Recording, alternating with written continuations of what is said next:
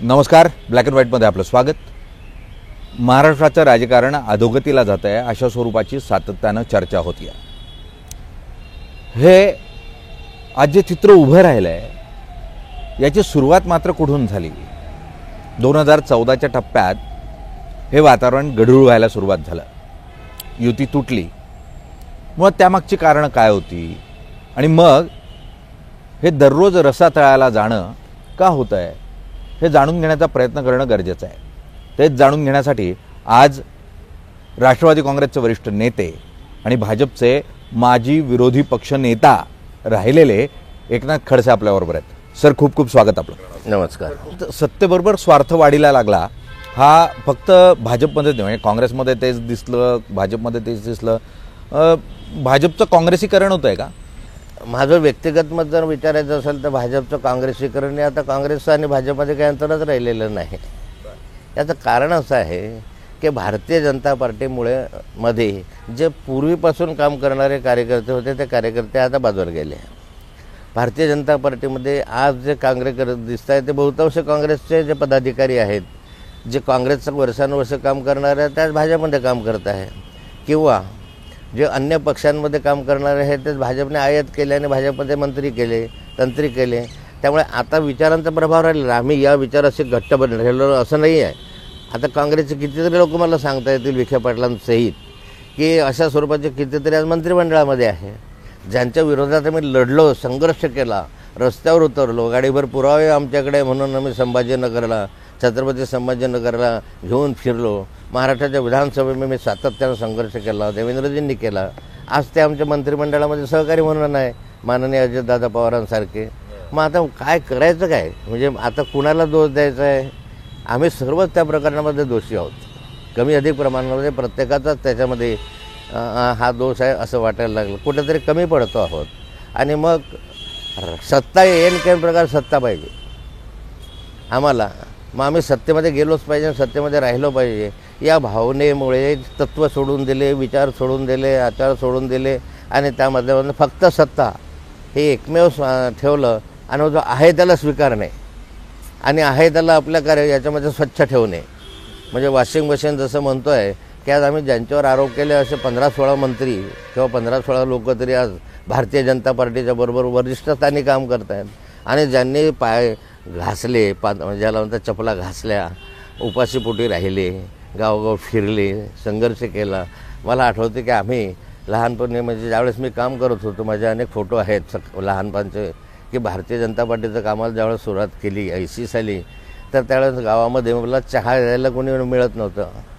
अगदी मग आम्ही कसं तरी गळ्यामध्ये तो माईक वगैरे काय होता तो मेगाफोन तो अडकवायचो, गावाभरामध्ये आपलं भाषण करायचो, स्पीकरवर करायचो, किंवा सायकलवर जायचो, किंवा चारचाकी जी लोडगाडी होती त्या लोडगाडीवर स्पीकर ठेवून मग आपण प्रचार करायचो, कुणातरी कार्यकर्त्याकडे जेवण करायचो। अशी ती परिस्थिती होती। आता कार्यकर्त्याकडे जेवण वगैरे सोडून द्या, आता 5 स्टार हॉटेलशिवाय आम्ही राहत नाही, आणि ही संकल्पना वाढत गेल्यामुळे आता ते पूर्वीचं चित्र जे आहे ते आता नाही आहे। सब या परिस्थितीमध्ये तुम्ही दिल्लीला जाण्याचा विचार करताय आणि लोकसभा लढवणार आहे अशा स्वरूपाची जी बातमी समोर येते आहे, तुम्ही लोकसभेसाठी इच्छुक आहात? जवळपास आता 4 दशकं झाले, त्याच्याही वर काळ म्हणतात त्याला, मी या राजकारणामध्ये राज्याच्या, आणि मला बऱ्याचदा असं वाटलं की हे राजकारणाच्या पलीकडे जाऊन आपण दिल्लीला जायला पाहिजे, कधीतरी आपण एक खासदारकीची निवडणूक लढवली पाहिजे। आणि माझी मनापासूनची इच्छा आहे आजही की मी खासदारकीची निवडणूक लढवावी। पक्षाने तशा सूचना मला दिलेल्या आहे, परंतु काँग्रेस आणि यांची आघाडीमध्ये ही जागा नेमकी कोणाला तर ते अजून ठरलेलं नाही आहे। ते ठरेल याच्यावर आहे, कारण आतापर्यंत आमच्या या मतदारसंघामध्ये 30 वर्ष सातत्यानं काँग्रेस लढत आली आहे, त्यामुळे त्यांचाही स्वाभाविकपणे आग्रह आहे की आम्हाला ही जागा मिळाली पाहिजे। पण ही जागा जर NCPच्या वाट्यावर आली तर 100% मी उमेदवारीचा दावा करणार आहे। रक्षा खडसेंचं काय? हे त्यांचे विचार त्यांच्याकडे आहे, त्यांचा पक्ष त्यांच्याकडे आहे। आजही रक्षा खडसेंनी कधी भारतीय जनता पार्टीचा विचार बाजूला सोडून काम केलेलं नाही। मी जरी असलो NCPमध्ये तरी माझ्या दृष्टीनं माझा पक्षाचं जे तत्व आहे, धोरण आहे, त्याच्याशी मी प्रखरपणे ठामपणे उभा राहिलो. मी भारतीय जनता पार्टीत होतो तर भारतीय जनता पार्टीशी कधी मी प्रतारणा केली नाही. ते तत्व शेवटपर्यंत पालन केले. पण तो कधी कधी एखाद्या वेळेला भारतीय जनता पार्टीविषयी मला प्रेम नव्हतं अशातली स्थिती नव्हती. जो पक्ष 40-45 वर्ष मेहनतीनं कष्टाने वाढवण्यामध्ये आम्ही योगदान दिलं, तो पक्ष एका क्षणामध्ये सोडून द्यावा असं तर कधीच वाटणार नाही. पण तो काही घटना अशा घडल्या की त्या घटनांमध्ये तिथं राहणं असं मला मुश्किल करून टाकले. की तुम्ही आता पक्षाच्या बाहेर जावा अशा स्वरूपाचं एक वातावरण पक्षामध्ये काही व्यक्तींनी निर्माण केलं आणि त्यामुळे नाईलाजानं का होईना इच्छा असो नसताना सुद्धा मला भाजपचा त्याग करून दुसऱ्या पक्षामध्ये खरं यावं तर लागलं. एखादी असा किस्सा सांगा ना की ज्याने तुम्हाला अगदी निर्वाणीचा इशारा दिला त्या घटनेने की हा पक्ष आता सोडला पाहिजे. असं काय घडलं, अशी एखादी घटना? आणि घटना तशा एखाद्या घटनेमुळे माणूस जातो असं नाही आहे. सातत्यानं ज्या घटना घडत राहतात ज्याच्यामध्ये तुम्हाला उपेक्षेनं अपमानास्पद वागणूक मिळते किंवा असं त्या ठिकाणी वातावरण निर्माण केलं जातं की आता तुमचा काही उपयोग नाही आहे, तुम्ही जरा बाजूला व्हा, तुम्ही आता सोडून द्या. अशा रीतीनं काही नवीन माणसं येतात आणि नवीन माणसं आपल्याला बाजूला सारण्याचा प्रयत्न करतात. अशा कालखंडामध्ये मग आपण अस्वस्थता वाढते. मग या अपमान अधिक सहन केल्यापेक्षा त्याग केलेला बरा. म्हणून आपण कधी भारतीय जनता पार्टीला दोष देऊन किंवा नालायक आहे, चांगली नाही असं म्हणून मी बाहेर गेलो नाही. मी कुणालाही दोष दिला नाही. आपण आपला पक्ष सोडला त्या कालखंडामध्ये. मलाही माहिती आहे की जेव्हा मी उभं आयुष्य घातलं पक्षाने आणि पक्षाने मला खूप दिलं, पण हे दिलं असं कोणी म्हणत असेल की तुम्हाला का पक्षाने कमी दिलं का? जे दिलं आहे त्याच्या आधी आमचे परिश्रम 40 वर्षाचे आहे. ते 40 वर्ष परिश्रम केले म्हणून आम्हाला मिळालं. पुढे ते केलेच नसते तर कशाला जळगाव जिल्ह्यामध्ये 30-30 वर्षापासून खासदार निवडून आले असते. आमचं योगदान आहेच ना त्यात, थोडंफार का होईना. जर खासदार असतील, आमदार असतील, काही ना काही पक्ष विस्तारासाठी काही ना काही तर योगदान आहेच की नाही. मग अशा स्थितीमध्ये पक्षासाठी आम्ही दिवसरात्र परिश्रम खालीच जमिनीवर बसलो, चटेवरच झोपलो ना अनेक दिवस. कधी रस्त्यामध्ये जात असताना हॉटेलवर, एखाद्या हॉटेलवर 2 रुपये त्या खाटेवाल्याला द्यायचो आणि तिथे झोपायचो. सकाळी उठून सर्व हे करून मग बाहेर निघायचो घोझो. अशा स्वरूपाचा कारभार आम्ही पाहिला ना.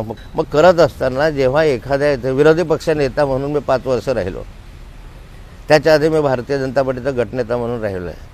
पण गेल्या 5 वर्ष विरोधी पक्ष नेता असता म्हणणार मी सरकारला स्वतः झोपू दिलं नाही.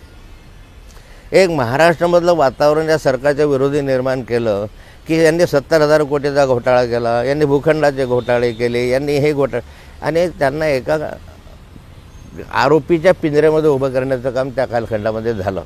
आणि त्याचा परिणाम असा झाला की शिवसेना भाजपचं त्या ठिकाणी घट्ट पकड ही झाली आणि नंतरच्या काळात एकट्याच्या बळावर भाजपचं सरकार त्या ठिकाणी येऊ शकलं. नाहीतर भारतीय जनता पार्टीचे 123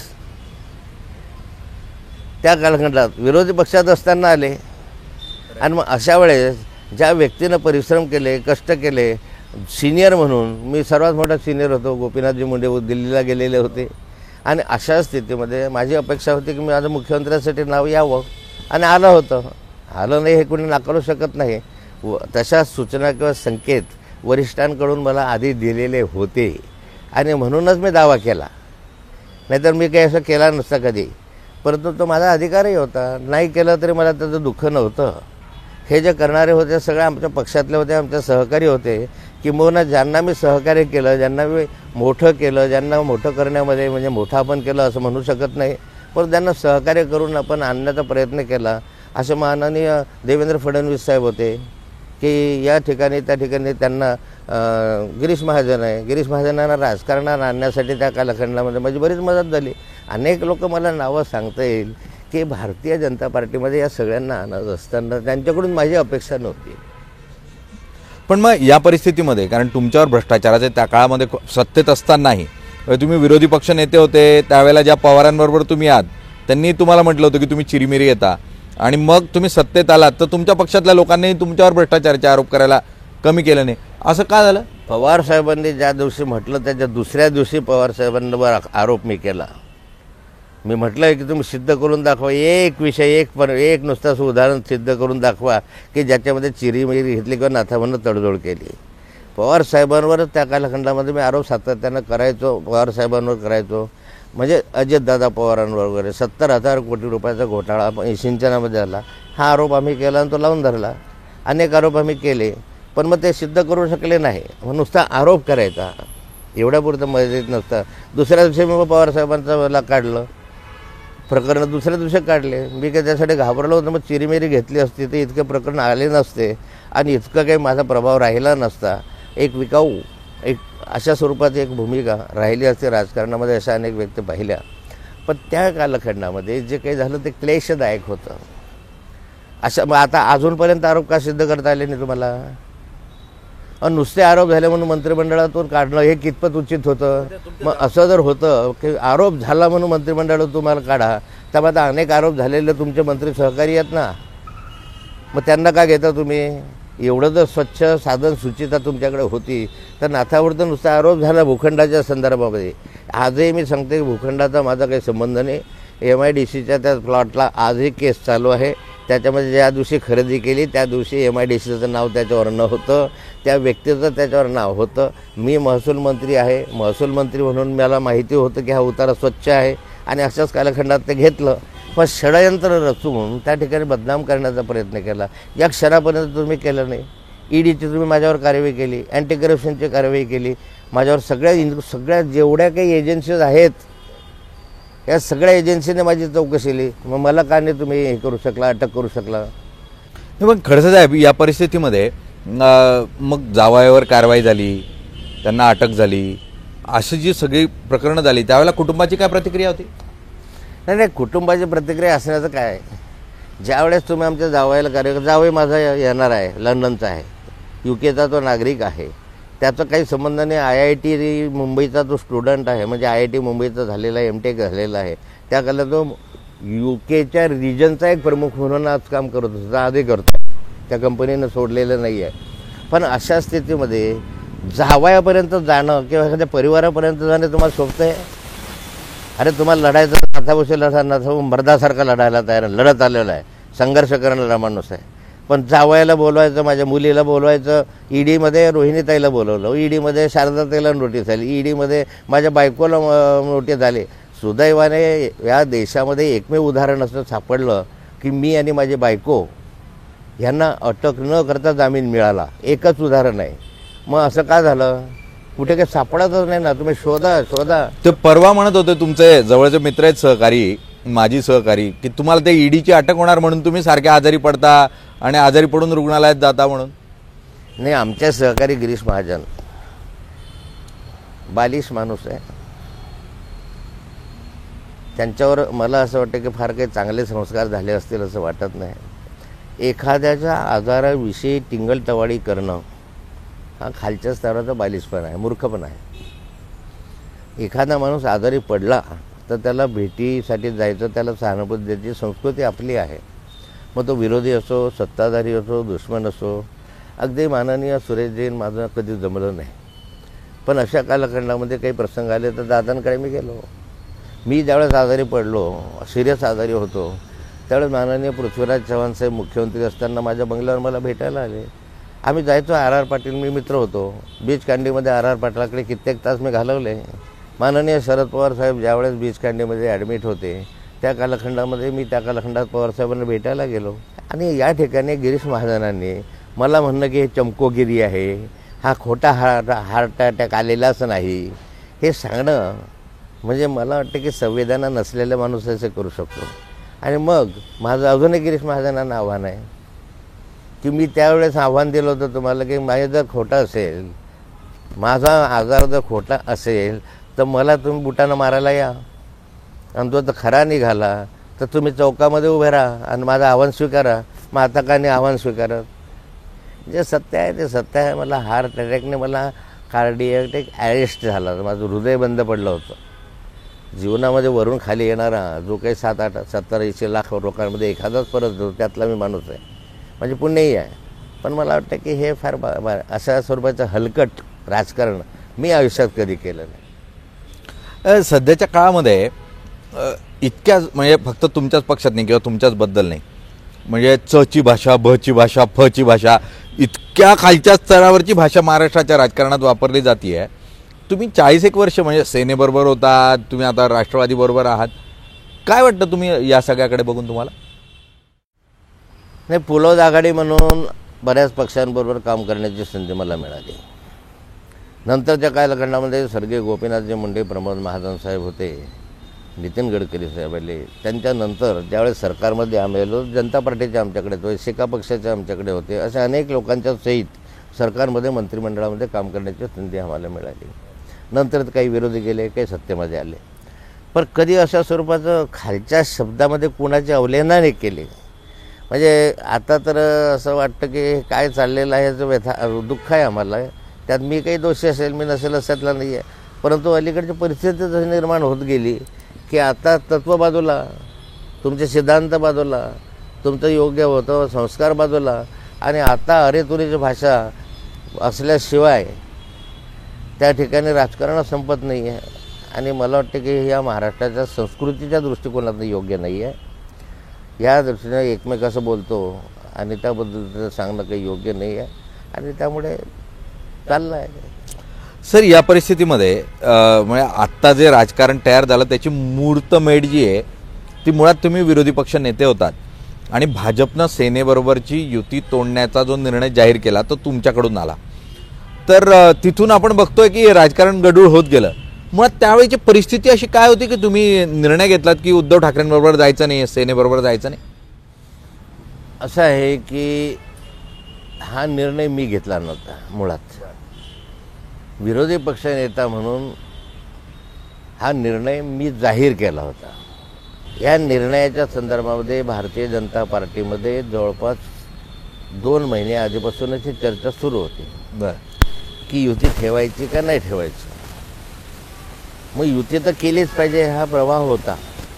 पण तो जागा वाटपाच्या संदर्भामध्ये त्या कालखंडात भाजपला असं वाटत होतं की आमची ताकद वाढलेली, आमची शक्ती वाढलेली आहे, त्यामुळे पूर्वीचे जे 117चे जे आकडा आम्हाला दिलेला होता तो वाढवून तुम्ही 140पर्यंत द्या, एक 15-20 जागा तरी तुम्ही वाढवून दिल्या पाहिजे, ही भूमिका त्या कालखंडात भाजपने मांडली होती. बरं. पण तो शिवसेनेने या संदर्भामध्ये एकही जागा देणार नाही अशा स्वरूपाची भूमिका घेतली होती. नंतरच्या कालखंडात त्याने 2-3 जागा वाढवून देऊ असे सांगितलं होतं. पण आता एकही जागा वाढत नसेल आणि आपण जर आपल्या ताकदीवर निवडून येत असू अशा स्वरूपाचा विचार त्या कालखंडामध्ये भारतीय जनता पार्टीच्या प्रमुख कार्यकर्त्यांमध्ये आणि प्रमुख नेत्यांमध्ये होत होता. आणि मग अशा वेळेस जागा वाटपाच्या सूत्रावरून एखाद्या दुसऱ्या जागेवरून वाद होणं आणि त्या जागेवरून युती तुटणं एवढं सहज सोपं नव्हतं. परंतु भाजपमध्ये ही धारणा झाली होती पक्की की आपण एकट्याच्या बळावर लढून पाहावं. आणि पार्टीमध्ये मग खरं म्हणजे देवेंद्रजी त्या कालखंडामध्ये भारतीय जनता पार्टीचे अध्यक्ष होते, प्रदेशाध्यक्ष. प्रदेश अध्यक्षाने युती तोडायचा निर्णय जाहीर करायचा होता. परंतु त्या कालखंडात युती तोडायचा निर्णय जाहीर कोणी करायचा याच्यावरून 2 दिवस चालले. मग तो म्हणे तू करायचं, मग तू करायचं, मग हा म्हणे माझा काय संबंध येतो. म्हणजे ती मांजराच्या गळ्यात घंटा कोणी बांधावी अशा स्वरूपाची स्थिती असल्यामुळे शेवटी मग विरोधी पक्ष नेता आणि प्रमुख नेता म्हणून माझ्याकडे ती भूमिका पक्षाने दिली आणि मी पक्षाने दिलेली भूमिका जाहीर केली. हा माझा स्वतःचा निर्णय नव्हता, तर तो भारतीय जनता पार्टीचा एकत्रित निर्णय होता. अगदी. पण त्या काळामध्ये सेनेपासून दुरावा घ्यायचा किंवा काडीमोड करायचा, तर त्यावेळेला पवारांशी जुळवणी झाली होती, भाजपचं आणि पवारांचं बोलणं झालं होतं. आणि 2014 म्हणजे आता अजितदादा उघडपणे म्हणतात की 2014लाच बरोबर जायचं ठरलं होतं म्हणून, आणि तिकडे जशी तुम्ही जाहीर केली की सेनेबरोबरची आमची युती तुटलेली आहे तशी त्यांनी आघाडी पण तोडली. त्यावरून वाटतं तर हेच की पवार आणि भाजप एकत्र येणार होते, राष्ट्रवादी आणि भाजप एकत्र येणार होते. तर तशी चर्चा झाली होती का? वरिष्ठ पातळीवर काय चर्चा झाली होती याची मला कल्पना नव्हती. पण ज्यावेळेस मला असं आठवतं की 123 आमदार भारतीय जनता पार्टीचे निवडून आले, आणि मग 123 आमदार निवडून आल्यानंतर आपण मुख्यमंत्रीपदासाठी म्हणजे आपण सरकार बनवण्यासाठी दावा दाखल करावा अशा स्वरूपाचा विचार आमच्याकडे आला की आपण प्रमुख पक्ष आहोत, मोठा पक्ष आहे. काही विचार असे होते त्या संदर्भामध्ये किंवा आपण आपलं हे करत असताना या ठिकाणी आपल्याला 123पेक्षा अधिक जे आमदार लागणार आहेत ते मिळतील का नाही मिळतील. कारण आपल्याजवळ तसं दोन तीन लोकांच्या पलीकडे कोणी येईल अशी स्थिती नव्हती. आणि त्या कालखंडामध्ये मला असं वाटतं की वरिष्ठ पातळीवर जी चर्चा झाली असेल माननीय शरद पवार साहेबांशी की तुम्ही सरकार स्थापन करा, आम्ही तुम्हाला बाहेरून पाठिंबा देऊ. आणि त्याप्रमाणे पहिल्या वेळेस ज्यावेळेस बहुमताला आलं त्यावेळेस माननीय शरद पवार साहेबांनी उघडपणे पाठिंबा त्या सरकारला दिलं आणि म्हणूनच ते सरकार टिकलं. जर पवार साहेबांनी त्या कालखंडात पाठिंबा दिला नसता तर कदाचित हे सरकार पुढच्या कालखंडामध्ये आलंही नव्हतं. आणि मग नंतरच्या घडामोडीत तुम्हाला माहीत आहे, मग नंतर शिवसेनेबरोबर आली, मग एकत्र निवडणूक लढलं वगैरे वगैरे. पण मुळात त्यावेळेला पवारांना बरोबर घेण्याचा निर्णय झाला आणि मग अचानकपणे नको नको पवारांना दूर ठेवा, राष्ट्रवादीला दूर ठेवा, सेनाच आपल्याबरोबर असलेली बरी, हा विचार कुठून आला होता? नाही, राष्ट्रवादीला एवढ्याच पुरतं होतं की हे सरकार टिकावं. माननीय शरद पवार साहेबांची भूमिका ही अशी असेल की परत निवडणुका नको आहे. कारण जर कोणी सरकार केलं नसतं तर निवडणुकांना सामोरं जावं लागलं असतं आणि परत निवडणुका कोणत्याही पक्षाला परवडण्यासारख्या नव्हत्या. मग कसं का असेल ना, निवडणुकांना सामोरं गेल्यापेक्षा सरकार राहिलं पाहिजे, पुढचा विचार आपण बघू या दृष्टिकोनातून तर सरकार त्या कालखंडामध्ये आलं. सरकार आल्यानंतर मग जेव्हा माननीय शरद पवार साहेबांनीच ही भूमिका नंतरच्या कालखंडामध्ये जाहीर केली की आम्ही तुमच्याबरोबर राहणार नाही, ते त्यांनी केल्यावर नंतर आणि त्यावेळेस मग शिवसेना आमच्याबरोबर आली, शिवसेना एकत्र आम्ही मग नंतरच्या कालखंडामध्ये सरकार स्थापन केलं. आत्ता चला 2014 आपण बोललो, थोडंसं 2022कडे येऊयात. शिंदेंचं सेना फोडणं आणि सरकारमध्ये जाणं आणि अजितदादांचं राष्ट्रवादी फोडणं आणि सरकारमध्ये जाणं, या दोघं घटनांकडे कसं बघितलं तुम्ही? या घटनांकडे बघता कशाला, अख्खा महाराष्ट्र बघतो आहे की सत्तेसाठी केलेले समीकरणं आहेत. काय त्याच्यामुळे आता कोणतं तत्त्व राहिलं आहे? ज्या माननीय अजितदादा पवारांना मी सातत्यानं टार्गेट केलं, ज्या राष्ट्रवादी काँग्रेसला मी सातत्यानं टार्गेट केलं, त्यांच्या मंत्र्यांवर आक्षेप घेतले, ते सगळेचे सगळे आज देवेंद्र फडणवीसांच्या मांडीला लावून काम करतात. मला आठवतं की विनोदजी तावडे, देवेंद्रजी फडणवीस हे सगळे बैलगाडीभर पुरावे घेतले का दिवशी छत्रपती संभाजीनगराला जाऊन, आणि हे बघा हे गाडीभर पुरावे आणि हे कसे नालायक आहेत अजितदादा पवार वगैरे हे जाहीर सभांमधून सांगत होतो. आता ते किती शुद्ध आहे हे सांगण्याची वेळ आमच्यावर आली.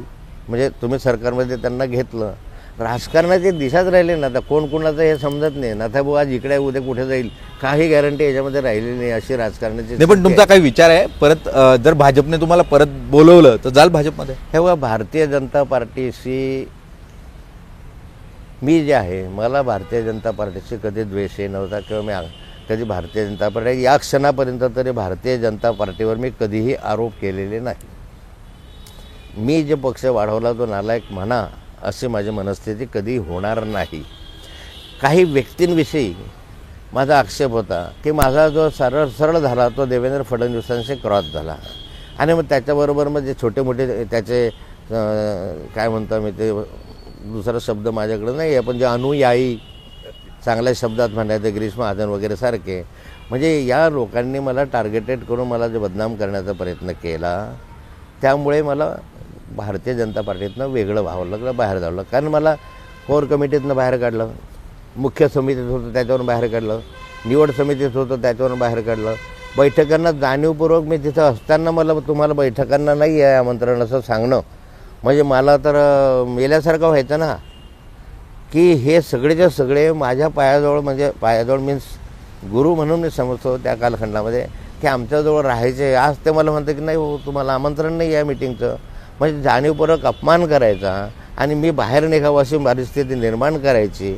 आणि मी वारंवार भाषणामधनं मी सांगायचो की हा एवढा अपमान सहन केला तरी मला भाजप सोडावंसं वाटत नाही, पण माझा भरोसा धरू नका. वारंवार शेवटी मी माणूस आहे, मला भावना आहेत, मला हे आहेत. मी कुणावर आरोप करून पक्ष सोडलेला नाही आहे. मला व्यक्तिगत ज्यावेळेस खूपच छळलं गेलं, त्रास दिला, आणि आज तर इतकी मानसिक स्थिती त्यांनी माझी वाईट करून टाकतात. रोज मला काही ना काही विनाकारणचा काढतात.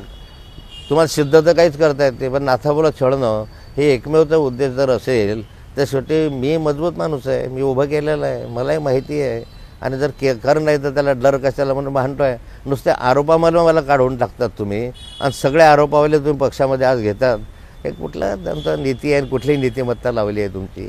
मुळात मतदार म्हणून आपण कोणी कुणावर आरोप केले, कुणी कुणाला बदनाम केलं, कुणी कशा स्वरूपाच्या भ्रष्टाचाराच्या आरोपात जेलमध्ये गेलं, इतकंच नाही तर कुणाबद्दल ढिगभर पुरावे तयार केले गेले याची थोडी जाणीव ठेवायला हवी. याचा इतिहास जो आहे तो आपल्या स्मृतीत राहील अशा स्वरूपात आपण मतदार म्हणूनही जागृत राहायला हवं. अन्यथा राजकारणी काहीही करतील आणि आपण त्यांना मतं देऊ असं जर तुम्हाला आम्हाला मतदार म्हणून गृहीत धरलं गेलं तर आज जी अधोगती महाराष्ट्राच्या राजकारणाची होती आहे त्यापेक्षा अत्यंत गळीतगात्र अशा स्वरूपाचं चित्र तयार होईल आणि त्याच्यासाठी राजकारणी नाही आपण मतदार म्हणून दोषी असो. म्हणून पुढच्या वेळेला लक्षात ठेवा. सर, आपण आज मुलाखतीसाठी वेळ दिला, खूप खूप धन्यवाद. धन्यवाद.